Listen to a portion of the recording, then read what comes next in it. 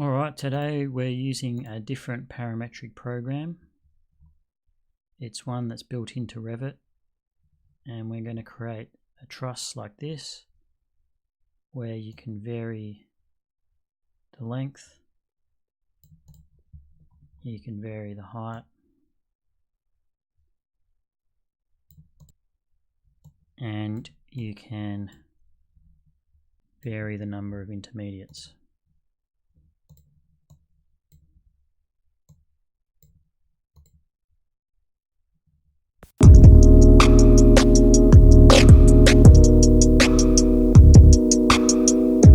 And a reminder that you can get more tutorials like this at our website, and you can also download the scripts if you prefer rather than building them yourself from the videos. And feel free to have a look at some of the other services we offer, including model conversion, reinforcement, visualisations, etc. Right, so I'm starting off with a point, as I usually do. In Dynamo, as opposed to Grasshopper, you have to do right click to search, and the double click, which is search in Grasshopper, brings up a code block. So I've got my point. They do default to 0. Now I'm just going to start it off at, say, 3000 on the Z, so it's a little bit higher than right at the origin. So the first thing I want to do is, I've got that point there, which you can also, should be able to also see in the Dynamo window. There it is. I want to move that point. So to do that, I'd use point add.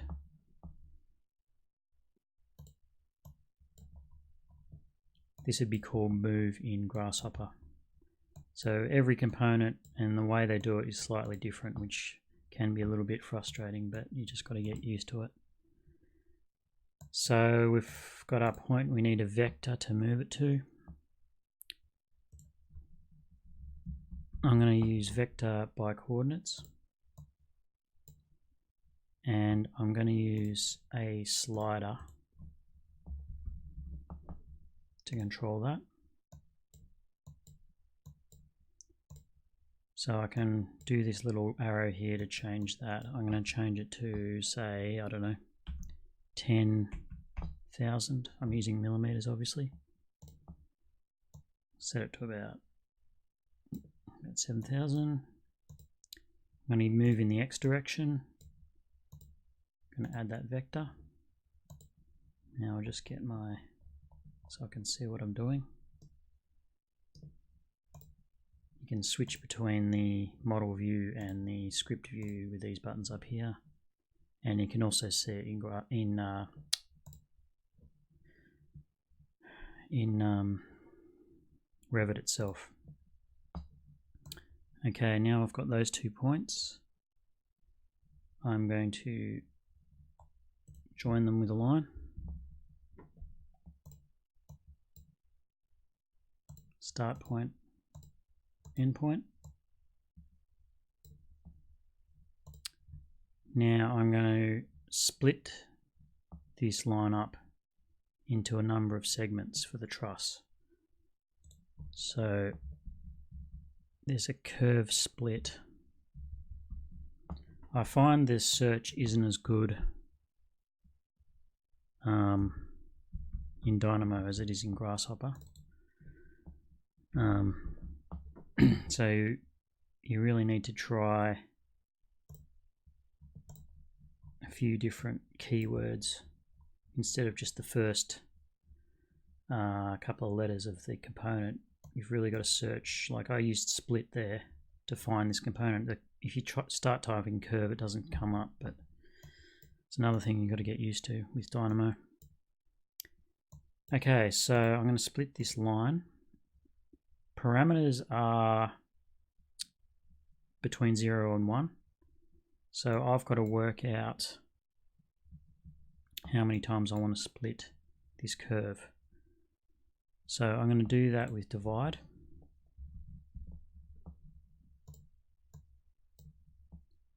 I'm going to start with 1 and divide it by a number of times, and that number of times I'm going to set with a slider. Whoops. I'll make it an integer slider. I'll set it to about, I don't know, say 5. This will be how many segments the truss has. Okay, that gives me a number. So say I split the truss into 3 segments. I get 0.3 recurring, which is correct. Now I can't just put that straight into splitting the curve. I've got to make that into 2 values basically, because you'll have 0.33 and 0.66. So to do that, I use sequence, which makes a sequence of numbers. My first point, I do want it to be that first 0.3 recurring. The amount is going to be basically the number of segments I want minus 1. So this is something you can do in Dynamo, where they sort of encourage you to use code more than Grasshopper. So I'm just going to say x minus 1 here, and it gives me a variable of x, which I'll put into I'll put the integer that I've selected with a slider into that, so that gives me an output of 2. So I know that I've got 2 numbers. It starts with 0.33, and the step needs to be also 0.3 recurring. So is that correct? 0.3 recurring, 0.6 recurring. Yep, correct. So now I've got 2 points that I'm splitting the curve by. Now, it's doing it correctly. It doesn't look like anything's changed in the background because I'm not seeing the endpoints of the curves as dots. But luckily I need those curve endpoints anyway, so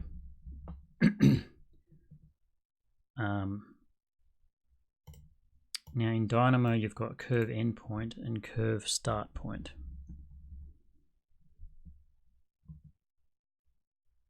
If I can find it.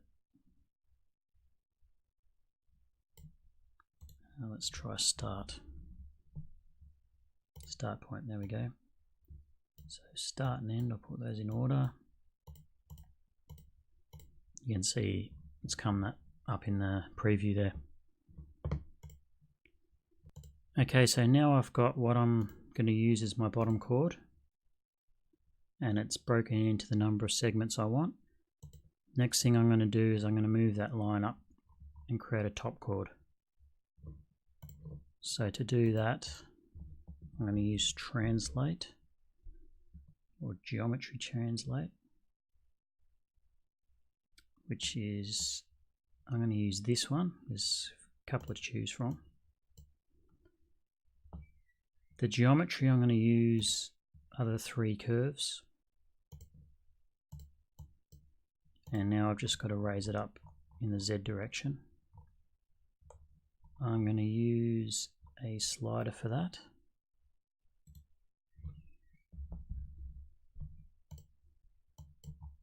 I'll set it to about, I don't know, 3 meters.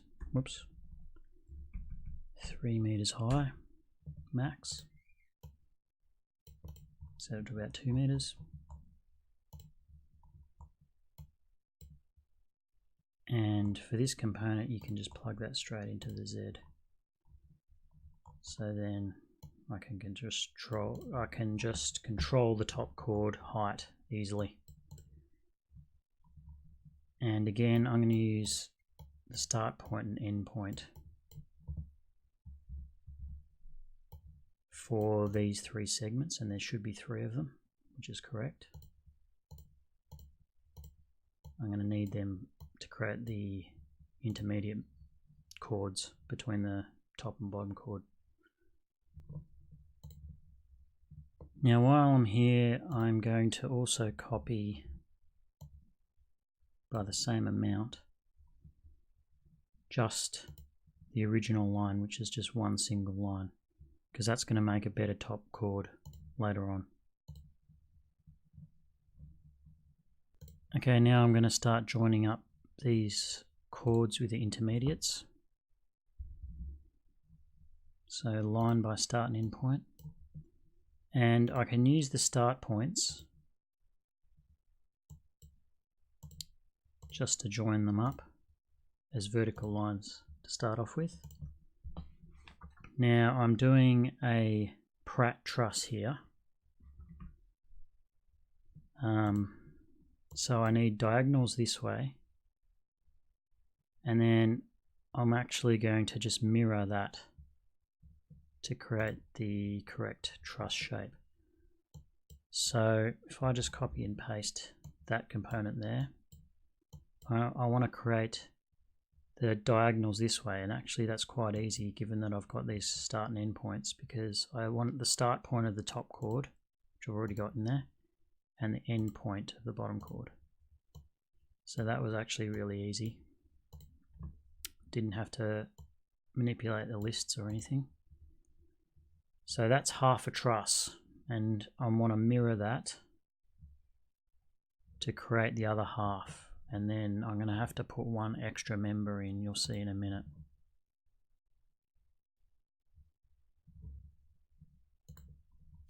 So to mirror, I'm going to search for mirror.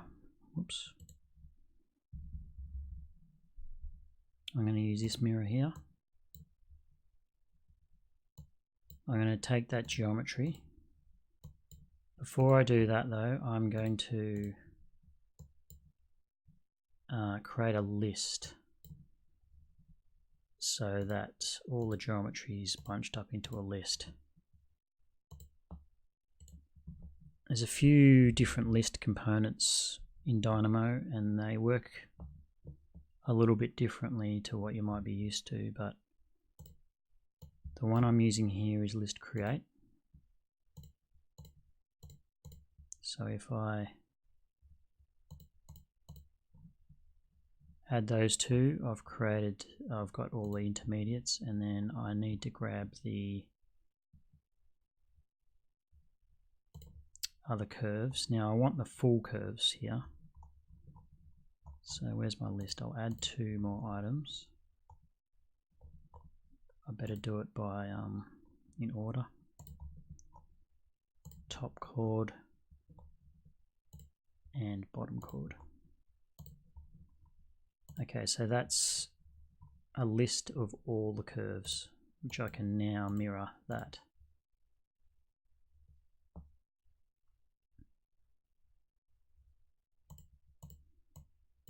Now I need a mirror plane, so creating a plane. I'll just use origin normal. The origin is going to be the original, the end point of the truss. So I've got a list of these points, which was the list of endpoints, which is those 3 there. Hopefully you can see this in the video, little blue points.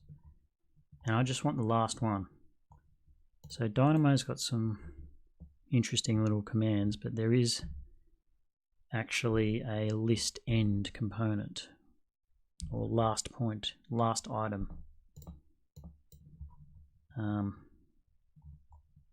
Don't know why they've got it in there, but it is useful, I suppose.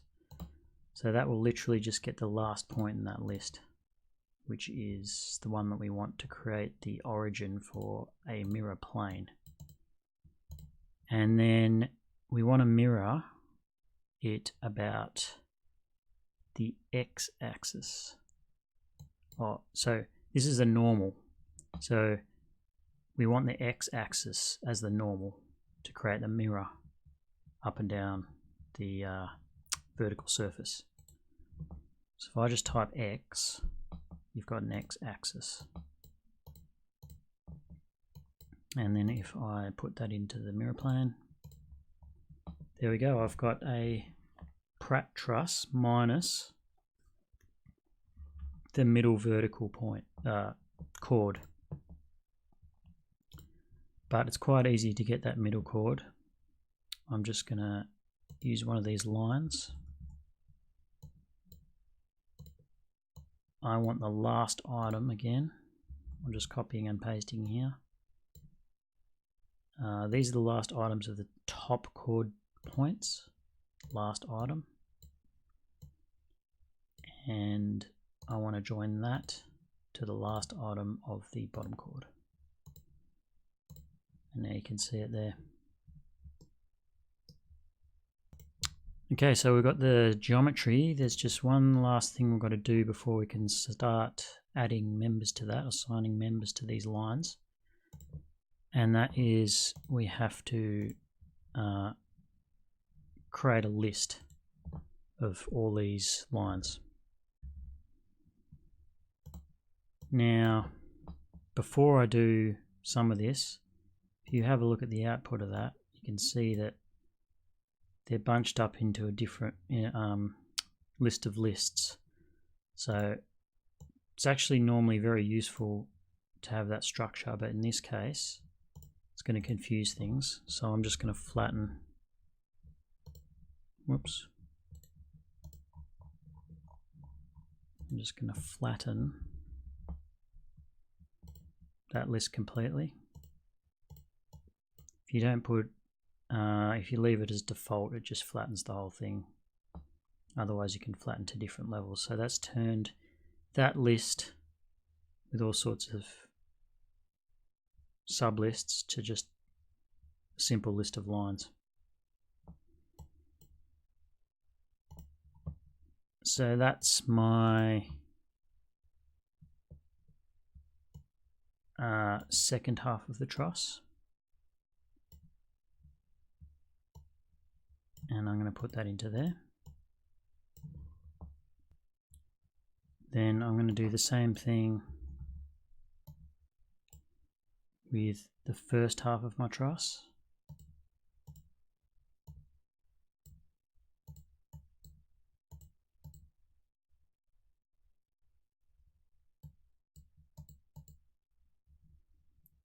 And I've got the first half and the second half, and I need again that one extra line that we added, which is the center line. So that's everything. Okay, that was pretty quick. So now we can add some section sizes to these lines. Before I do that though, I'm going to need to load some sections into the Revit file outside of Dynamo so that the Dynamo component can reference a family that's already been loaded. So to do that, go to Insert, Load Family,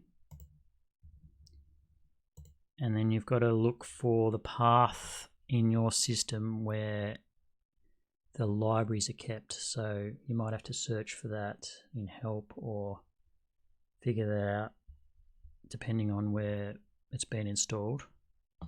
It's actually an additional component to Revit, but you should have it on your system. So find that library location. Just note that there's columns and then there's structural framing, which are two different things. Or structural columns and structural framing are two different things. So Revit treats columns differently to the rest of its framing, which is useful in some cases, but normally you stick with framing. So I'm going to do that here. I'm going to go to Australian Standard. And I'm going to load some UC sections in.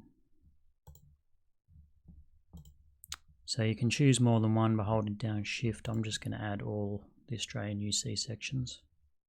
It's going to complain about this because it thinks it's using too much memory, but I don't think it really does. Alright, so now we've got our sections loaded. I can go back to Dynamo. and I can start adding them. So if I start typing framing, beam by curve is what we need. We've got our curves already. We need a level. You can just search for level. Again, you'll have to have some levels that have been set up in Revit. I've already got a base level and a level 1. Normally when you start Revit, it'll have at least one level, so it shouldn't be too much of a problem. I'm going to choose level 1. It doesn't actually matter too much because the geometry that you set in your original points will be applied no matter what level you set it at. But it's going to be better if you set the correct level from a drafting perspective. And the last thing it needs is structural framing type. So, oh no, it's framing. I think if I start typing framing, there we go. And this is the component that draws from what you've loaded into the Revit file. So if you haven't loaded anything, this will be blank, but I've got quite a lot in here because I've already loaded some sections in from a previous job. But I'm going to choose, I don't know, say a 150 UC30. Put that into there. And I'm just going to join my curves up. And there you go. It's created, it's drafted all that out for you. Now, because it's parametric, you can change the length of the truss. You can change the height.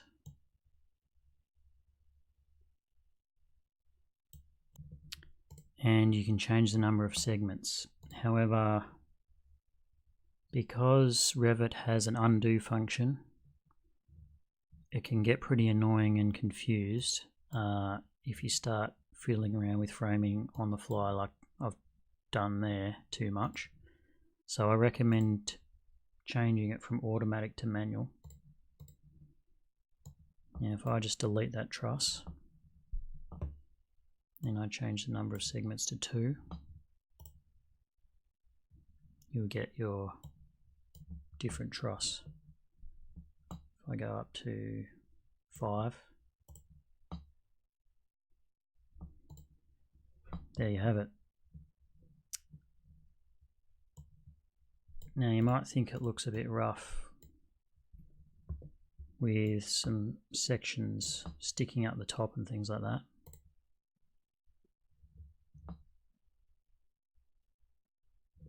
But there is a way to fix that. Now I've just noticed that I've got a top chord that's a single unit, but my bottom chord is 3 separate units, so I didn't intend to do that. So if I go back to my list, which is this one, which is joining up all the lines, the top one is the single line, but it looks like I've used the 3 lines instead of the single. So if I go back to the single line, which is that one instead, put that into 3, item 3, that will be better. So if I delete this, there we go, that's a bit better. Now, Revit isn't the best package in the world, in my opinion, when it comes to doing steel on steel connections. There's a few ways that might improve this. First is you might want to do these intermediates as columns instead of beams, and to do that you'd need a different, there's a beam column by curve component. Another thing being that by default this component draws beams with the top flange being where the line is that defined it. So it's probably better for a truss to have your members going through the center line, using the center line to set everything out. So that's actually pretty easy to do. There's a component in here called set parameter by name, and I know the elements, and the parameter name is called Z justification. You can see this in Revit. If you look through the properties of this element or a steel section, you can see Z justification is top.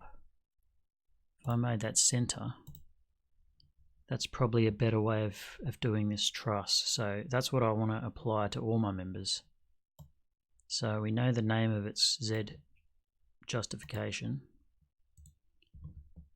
So in Dynamo, because I need that name, I'm just going to create a string and call it literally the same thing that's written in Revit. Where was it? Z justification.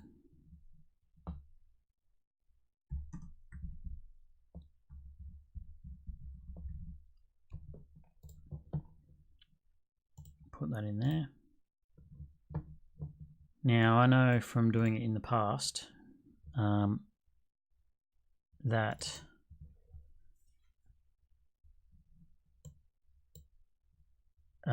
there's 4 values to this. 0 is top, 1 is center, 2 is origin, and 3 is bottom. So I know in this case that I need number 1, which is center. Okay, so if I delete this framing here and I run it again, everything should be set out based on centerline, which is a lot better.